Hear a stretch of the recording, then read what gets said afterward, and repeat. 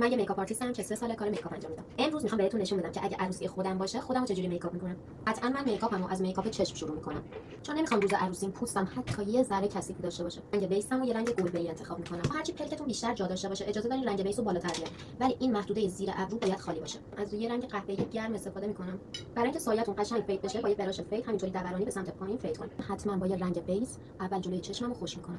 از شاین بیج پالت اوفرا استفاده میکنم فقط برای ناحیه جلوی چشمم تا اینجا. بعدم میرم سراغ هایلایتر فنتیم که شاین قبلی رو 2 برابر میکنه. از همینجا شما خط چشمتون رو میذارین، یک ذره بهش رو میدین. شروع میکنم به فید کردنش رو به پایین. به نظر من خط چشم فید واقعا قشنگ‌تره. بعد شروع میکنم با یه رنگ قهوه‌ای تیره بالای خط چشممو فید میکنم. چسبا مال بینی ان، ولی پوستو چون اذیت نمیکنم استفاده میکنم. همینجا بمونین تا من برم میکاپ پوستمو انجام بدم و بیام. صورتی یه کوچولو هم سایه قهوه‌ای تیره میزنم به زیر چشمم. نمیتونم واقعا قیافم خوشگل کنم وقتی میاد میزنم. اگه فکر کردین من قراره رژ لب بزنم سخت در اشتباهی. فقط یه ورقه لب میزنم خودم رو راحت میکنم. تا اینجای ویدیو واسه شما بود. از اینجا به بعدش واسه منه. ببین میخوام چیکار کنم براتون. چشماتون رو حتما ببندین این کارو انجام میدین.